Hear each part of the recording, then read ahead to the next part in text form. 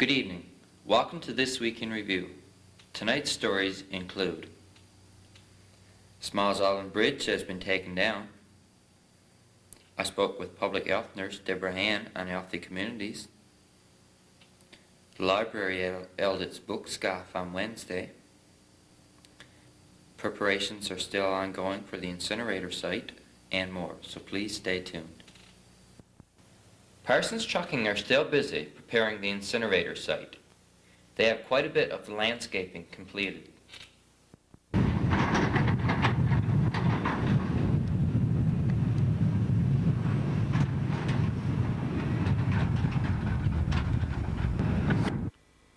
As you can see, all of the brush has been removed surrounding the old dump, and the dump has been leveled off.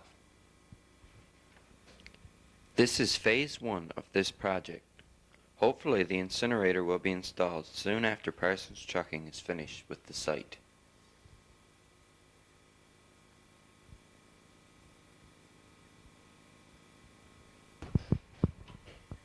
When I visited the site on Thursday, they were preparing for a blast. So I moved to a safer location and stuck around to watch.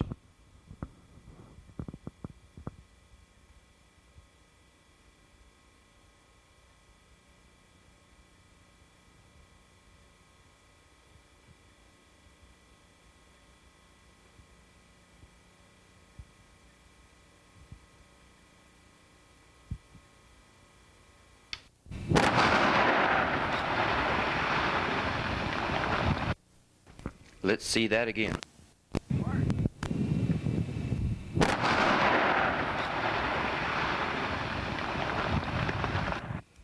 I guess most of you have heard or felt the shakes from one of these blasts over the past week. The workers wasted no time. As soon as the blast was over, they headed right back to work. The Burgeo Public Library was open to the public all day Wednesday as it hosted its first book scoff. At the book scoff, students from all grades, kindergarten through 12, came to read or to be read to. There were all sorts of stories, poems, etc. Some were taken from books, while others were written by the students themselves. The kindergartens came by to read us some stories they'd written themselves and show us some pictures that they'd draw to go with their story.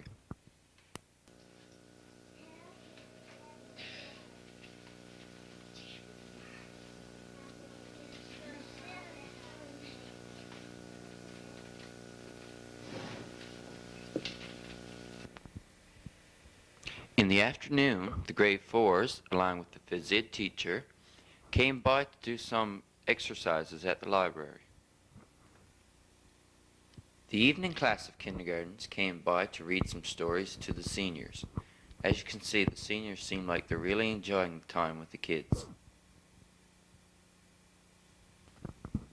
There was also entertainment provided for the seniors as entertainers such as Bernice Sternford and June Anderson, along with the kindergarten class, came by to sing a few songs. Then some home economics students provided bakeless baking lessons to anyone who wanted to come along.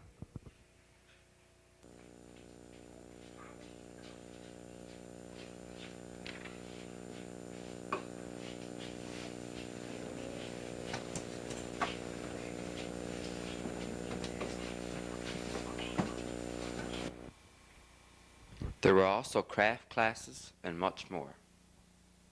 As you can see, the library had a pretty full day on Wednesday. As I guess most of you are aware by now, there are all sorts of different night courses offered at St. John Central High. In addition to basic adult education, there's a sewing class being offered as well.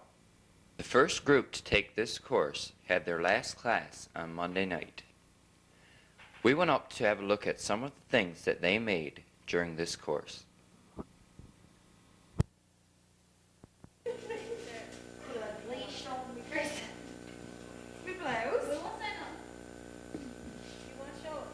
No, I'm not.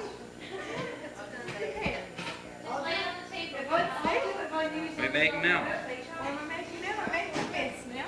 I haven't gotten done yet. There. I'm getting there. So did you make this stuff, Rose? I guess so. Did I make this stuff? I guess.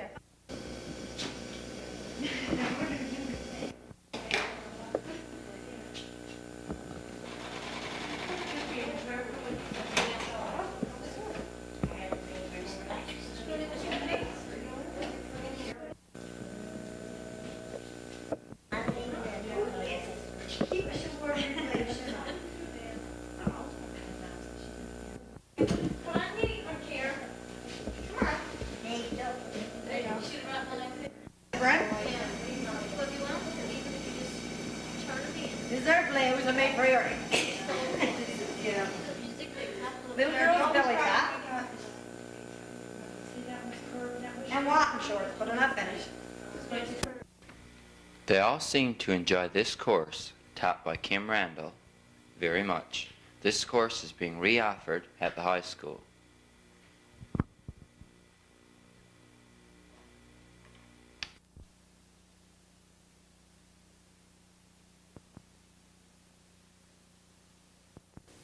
The bridge, which linked Smalls Island to Dibby's Island, was completely removed this past week. Other than a few slabs of concrete, nothing remains of the old Smalls Island Bridge. Construction of the new bridge should soon be underway.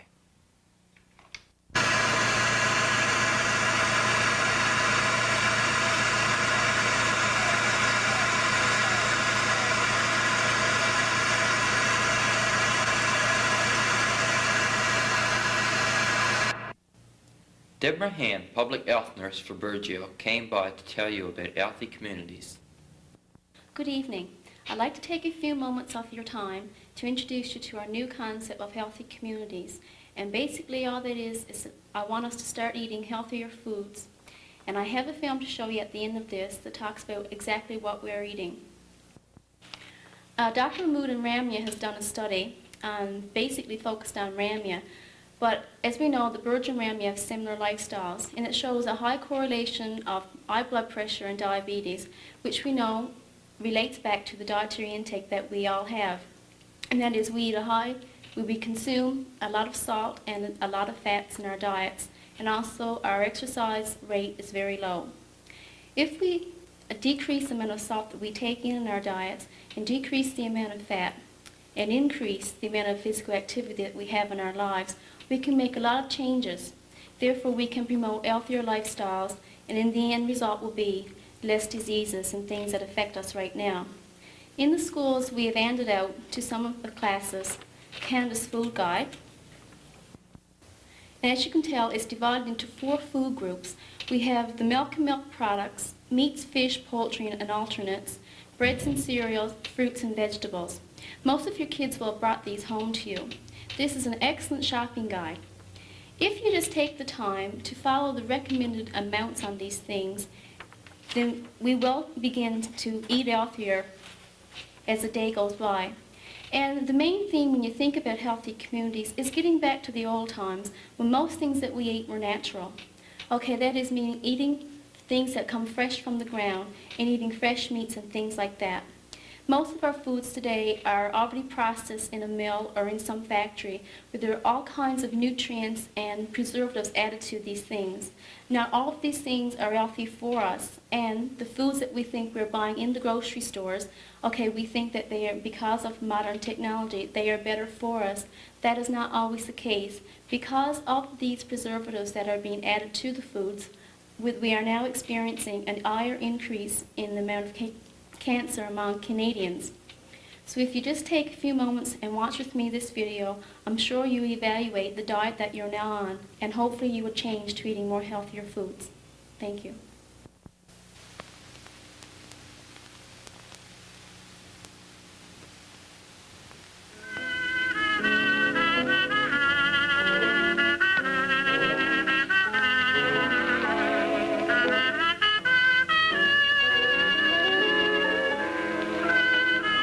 In fact, no other cereal gives you so much of vitamins B1 and niacin Give your family a wonderful breakfast, so start them out warm and happy and satisfied.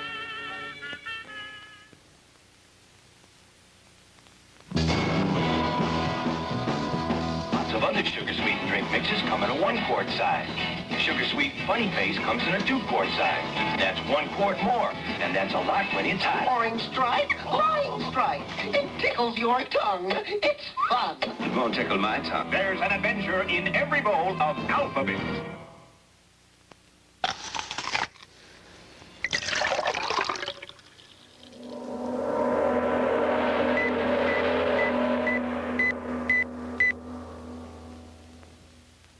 The character of our food supply has changed considerably in the past 25 years.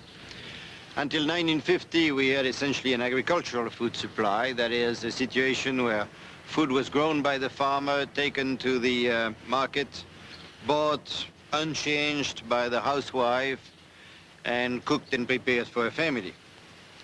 Since 1950, and increasingly since 1960, we have developed, or we have had pushed on to us, an industrial food supply. That is one where foods were more and more processed, and where instead of the food as grown being sold, the food was in a sense mined, and entirely new foods made from it.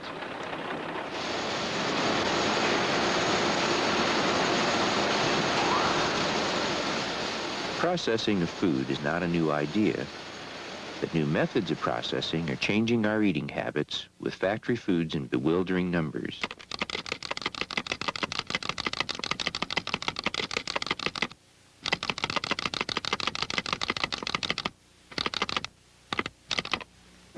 In some ways, our diet has gotten better since our grandparents' time. We're getting a lot more vitamin C now than we used to.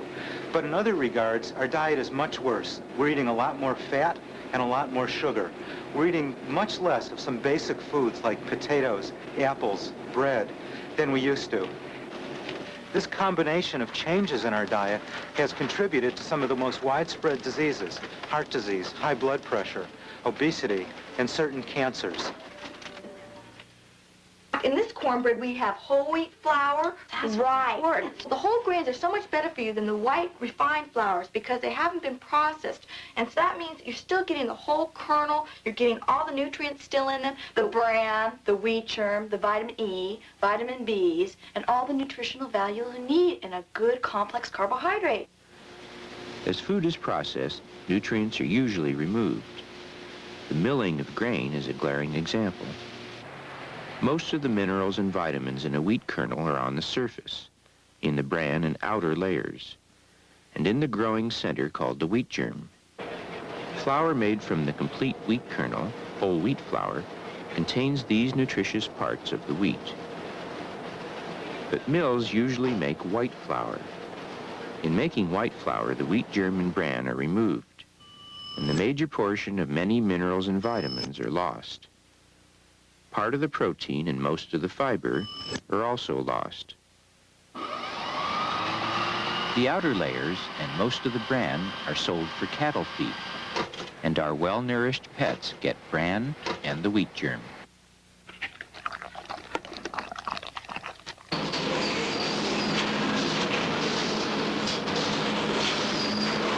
When a bread company makes white bread, they put back a few of the lost nutrients.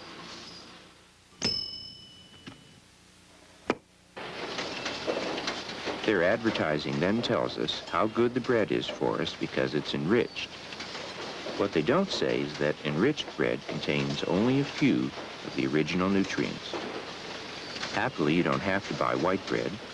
Most stores have a variety of nutritious whole grain breads. There's supposed to be more wheat in a whole wheat than in bleached white flour, yeah. But it's hard to have faith in anything anymore. But I buy wheat. I prefer whole wheat, simply because I think it's better for you, and it tastes good to me.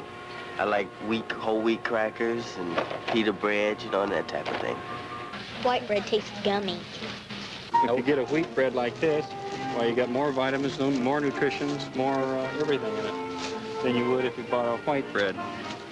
which is blah. It's nothing. They've taken everything out.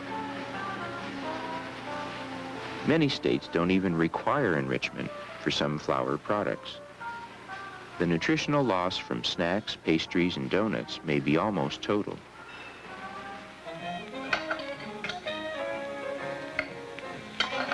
Rice is another one of the grains from which we manage to remove most of the nutritious elements by taking off the outer layers.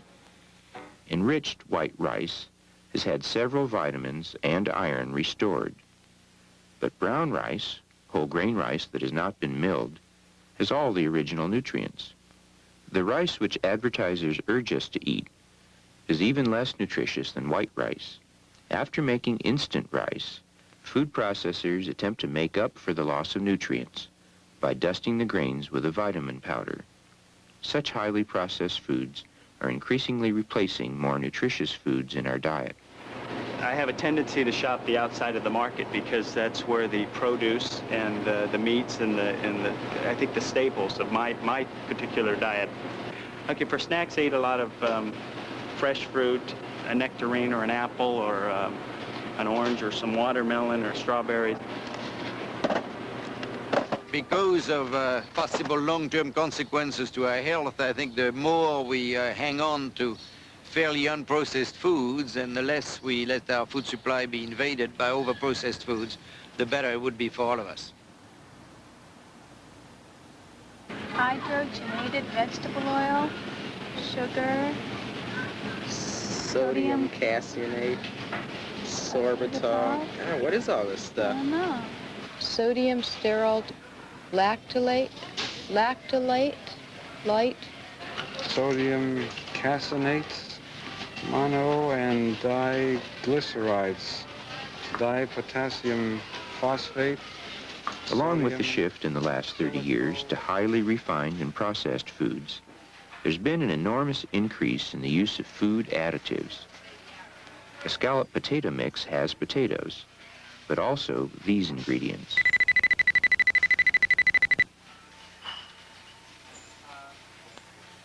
These peanut butter breakfast bars have peanut butter, sugar, flour, and non-fat milk, but also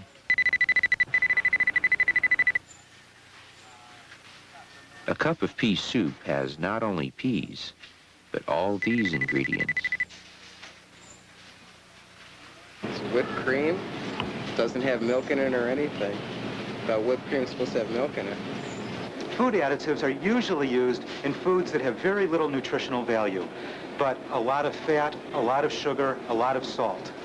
One reason companies like to use additives is because they can increase sales and profits by concocting new products such as pudding cups. Preservatives such as BHA and TBHQ are added to snack foods so packages can sit on the shelf for over 3 months without going stale. Artificial flavors are used in ice cream because they're much cheaper than natural flavors. Frozen breakfast drinks imitate real orange juice with the help of an orange dye. To make a cake slip easily out of the pan, soy lecithin is added to a cake mix. Some of the additives in our food are perfectly safe. Some are even beneficial, like the vitamin D that's added to milk. However, there's some additives that are not safe. Sodium nitrite, saccharin, several artificial food colorings, several preservatives like BHA and BHT. These are contributing on a small scale to some diseases. In recent years, a number of artificial food colorings have been banned because of safety concerns. The safety of some others is questioned. Red is one popular artificial color. Hundreds of foods are dyed red. The dyes make them look good. They help sales.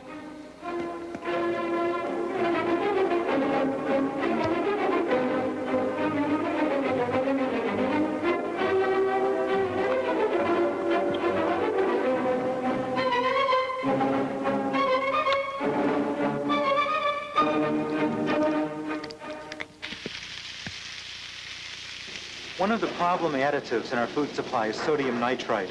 It's used as a coloring, flavoring, and preservative in most cured meats. Foods like bologna, salami, hot dogs, ham. but it poses the biggest problem in bacon. When bacon is fried, the nitrite reacts with other chemicals in the bacon to form nitrosamines. Tiny amounts of nitrosamines have caused cancer in animals and presumably cause cancer in people from time to time. Food processors say sodium nitrite is needed for curing meat and to prevent botulism bacteria from growing. However, often it is used simply to give meats a bright pinkish color to increase their sales appeal. Many scientists and others think it should be banned for this purpose. We need to be very careful in, I think, preventing the indefinite multiplication of additives in our food supply. We have more than 2,000 now. On the other hand, to damn them all indiscriminately is to be ignorant of the fact that in some cases they increase rather than decrease the safety of the food supply. Processing and new eating habits have caused other changes in our diet. High consumption of fat, salt, and sugar. Over 40% of our calories come from fat. Many nutritionists think this should be nearer 30%. Fat is high in calories, while protein and carbohydrates have 4 calories per gram. Fat has over twice as many. High-fat diets promote heart disease, the #1 killer in the United States. Heart disease isn't something you can see, but it's something that begins developing in childhood. And as you eat more fat and cholesterol, our arteries become clogged with fatty plaques. Eventually, many people die of heart attack or stroke. While it's fine to have a hamburger and French fries once in a while, each time we eat them, we get 1, 2, 3, 4, 5, 6, 7, 8 teaspoons of fat.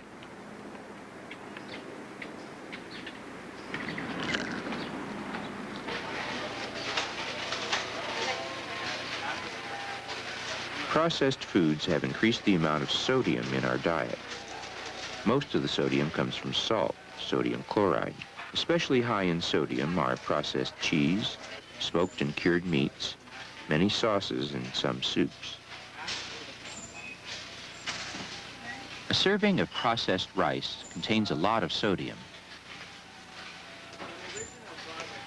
But a serving of regular brown rice has almost none. The sodium part of the sodium chloride can promote high blood pressure, and high blood pressure contributes to heart attack and stroke. More than half of the population will develop high blood pressure, and that's something that begins developing in childhood, and we should start having low sodium diets when we're young, in grade school or high school, to try to develop eating habits that will promote health throughout our lives. Most natural fresh foods are low in sodium. Beans, fruits, vegetables, whole grains. These are very low in sodium. And if our basic diet consists of these foods, we won't have to worry about getting too much sodium. Sugar is another taste we've gotten used to, and food processors are happy to encourage it. On average, each of us consumes over 130 pounds of sugar a year. Most of the sugar we consume is hidden in foods. For example, ketchup has sugar in it. So do many soups. Americans are on a sugar drink binge. We consume more sugar drinks than milk and fruit juices combined. A 12-ounce bottle of America's favorite soft drink has 7, 8, 9 teaspoons of sugar. There are two basic problems with our sugary diet. First, sugary foods, especially sticky foods, promote tooth decay. And there's really an epidemic of tooth decay in the United States. Second thing is that sugar is just calories, no vitamins, minerals, or protein. Contributes to obesity and doesn't contribute any nutrients to our diet. Peaches are a good dessert, but when they're packed in a heavy syrup, you get 4 teaspoons of sugar per serving. In many cases, we've substituted sugar-based products for more nutritious ones. Artificially colored and flavored breakfast drinks have not only more sugar, but few of the vitamins and minerals that real fruit juices have. Ingredients in a food are listed in order by weight. If sugar is first, it means it's the largest item in the food.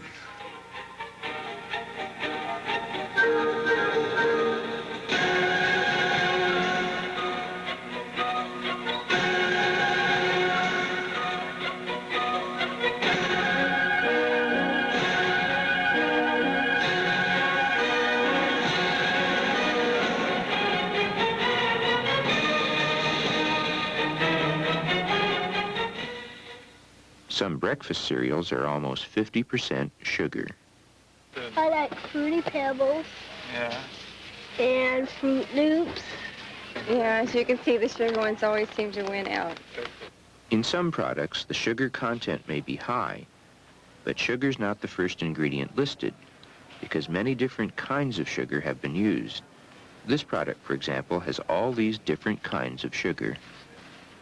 But they're basically the same, whether it's honey, molasses, corn syrup, corn sugar, dextrose, or sugar, table sugar, or sucrose.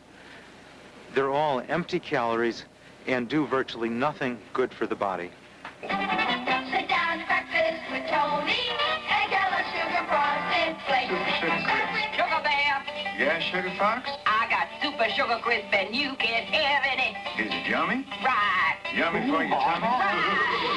Frankenberry has strawberry-flavored sweeties. Count Chocula has chocolate sweeties. Take 'em. In general, advertising tends to increase consumption of certain goods and then shift preference to certain brands. In the case of food, however, the total amount of food you're going to eat is independent of the amount of advertising you see. All advertising does is shift your food supply or your food intake from one type of food to another. We can think of foods in 4 different groups, with nutritional value declining from group to group. In the first group would be vegetables and fruits, eggs, milk, cheese, meat, and whole wheat products. In the second, white bread, refined white flour products, some of the better breakfast cereals, and soups. In the third, and now nutritional value is going down rapidly, sugar-coated breakfast cereals, some snack foods, cake mixes, and so forth. And in the fourth, candy, soft drinks, and many snack foods. However, if we ate these foods in proportion to the advertising given to them, this is how much we might eat from each group.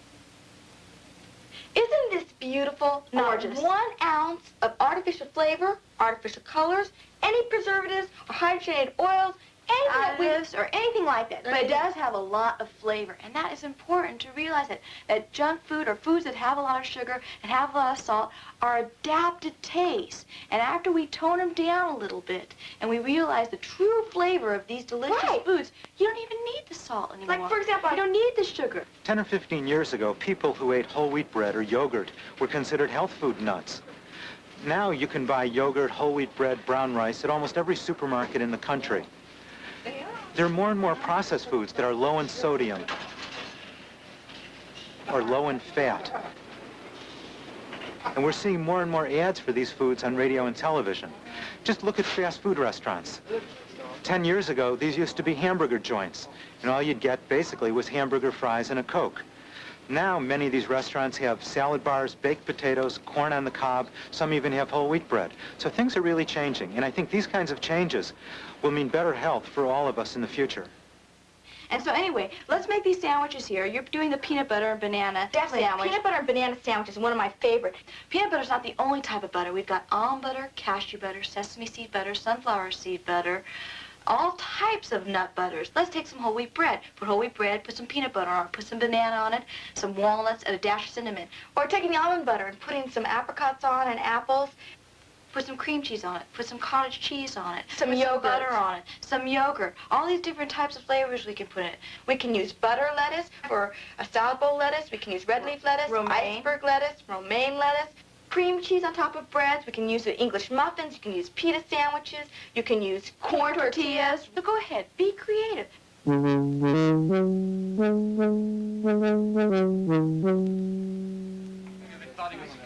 Because he did all this English kitchen things. Oh, I don't think so. Plates. Yeah. Here, let's mix Is there any more? it. That's fine, that's fine. Robin? This is beautiful. Oh, wow. Hey. Nice. Oh, those colors. Oh, it's so fresh.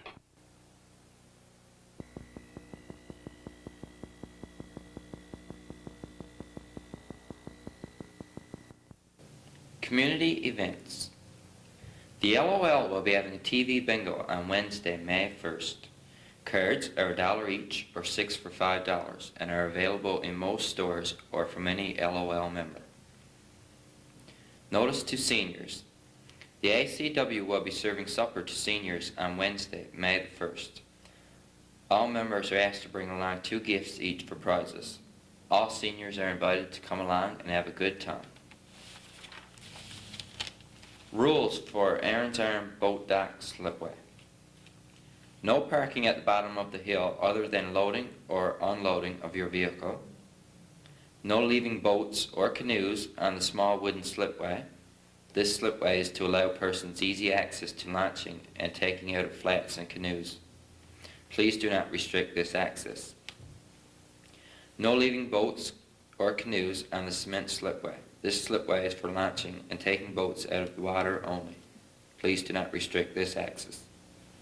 No mooring boats on the western side or the outside of the wharf.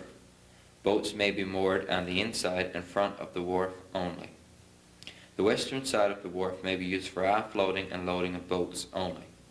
This will also allow all boats, canoes, a rope-free, boat-free channel to load and unload their supplies. Please keep the area clean.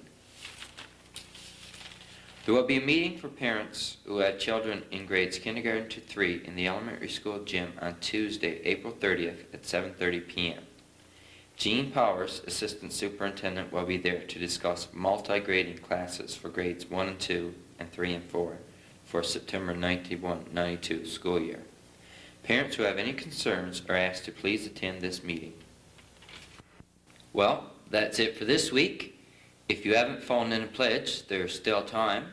Our phone lines will be open until 10 p.m. If you have not phoned in a pledge, we hope that you will do so. We look forward to your support. And we hope you've enjoyed the programming that we've provided thus far today. There will be more programming coming up between now and 10 p.m. On behalf of BBS and the BBS volunteers, I'm Dave Cooper. Have a great week. Now back to the telethon. Good night.